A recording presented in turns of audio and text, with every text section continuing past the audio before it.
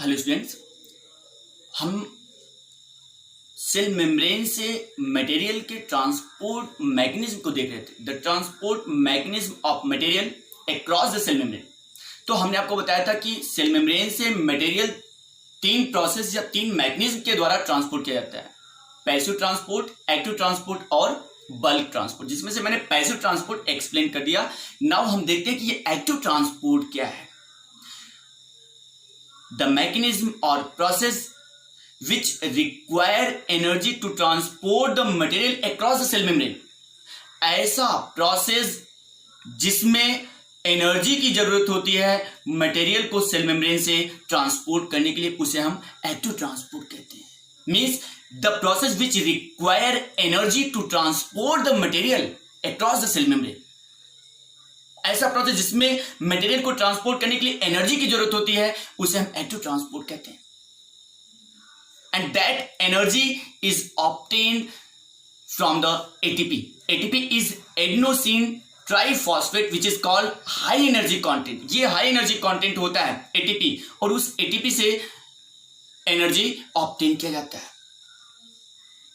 Bye the active transport only selective material is transported against the concentration gradient across the cell membrane। Active transport के द्वारा माइक्रोमॉलिक्यूल का मतलब है जो बहुत छोटे फूड पार्टिकल होते हैं, वो ट्रांसपोर्ट किए जाते हैं कंसंट्रेशन ग्रेडियंट के अगेंस्ट में। तो by the active transport only selective micromolecule is transported across the cell membrane against the concentration gradient। ये concentration gradient क्या है? It is a diffusion process in which solute particle move from higher concentration to lower concentration. हम जानते हैं ये diffusion process होता है जिसमें सैल्यूट पार्टिकल ज्यादा मात्रा से ज्यादा कंसेंट्रेशन से कम कंसेंट्रेशन की तरफ जाता है, लेकिन एक्टिव ट्रांसपोर्ट में इसके अगेंस्ट में मटेरियल का ट्रांसपोर्ट होता है। मैंने कहा कि मटेरियल कंसेंट्रेशन ग्रेडियंट के अगेंस्ट में ट्रांसपोर्ट होता है, मतलब सैल्यूट पार्टिकल लोअर कंसेंट्रेशन से हायर कंसेंट्रेशन की तरफ ट्रांसपोर्ट किया जाता है एक्टिव ट्रांसपोर्ट में, और कंसंट्रेशन ग्रेडियंट के अगेंस्ट में मटेरियल को ट्रांसपोर्ट करने के लिए एनर्जी की रिक्वायरमेंट होती है। तो by the active transport only selective micromolecule is transported across the cell membrane against the concentration gradient. Active transport require carrier और प्रोटीन ट्रांसपोर्ट। एक्टिव ट्रांसपोर्ट में कैरियर की जरूरत पड़ती है मटेरियल को ट्रांसपोर्ट करने के लिए। ये सिर्फ एक डायरेक्शन में होता है, it occurs only in one direction. ये माइक्रोमॉलिक्यूल को ट्रांसपोर्ट करता है, सेलेक्टिव माइक्रोमॉलिक्यूल को ट्रांसपोर्ट करता है। इसमें एनर्जी की जरूरत होती है मटेरियल को ट्रांसपोर्ट करने के लिए सेल मेम्ब्रेन से।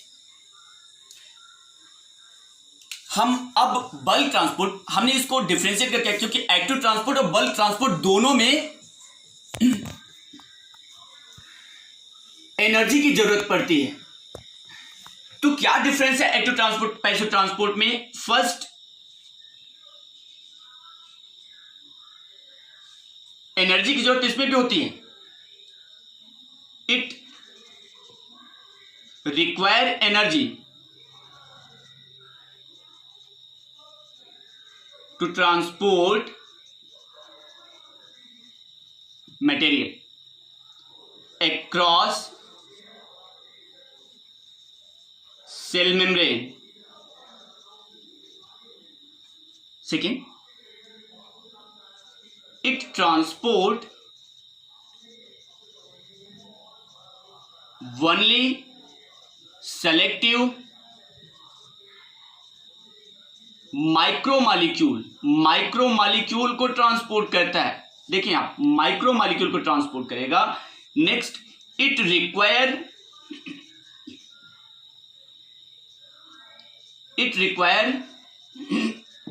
Energy to transport the material.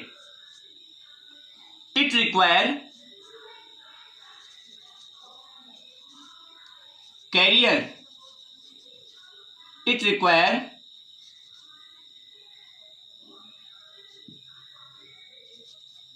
Career और प्रोटीन ट्रांसपोर्ट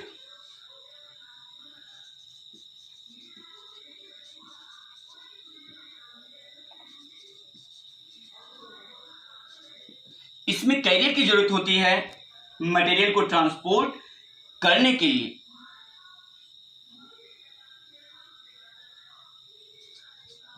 कैरियर। नेक्स्ट, अब हम देखते हैं माइक्रोमॉलिक्यूल, जैसे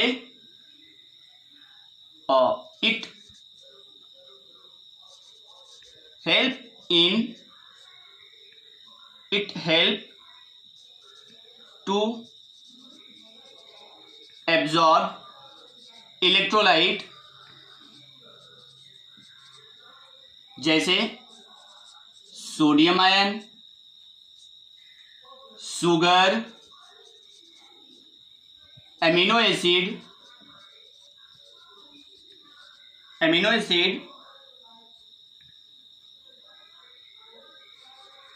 help in muscles contraction,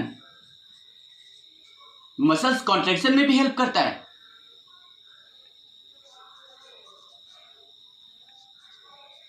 muscles contraction और सेलेक्टिव रीअब्जॉर्प्शन में, माइक्रोमॉलिक्यूल के सेलेक्टिव रीअब्जॉर्प्शन में, and help in selective reabsorption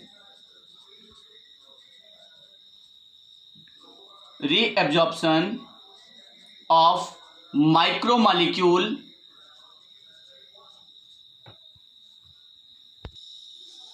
in nephron।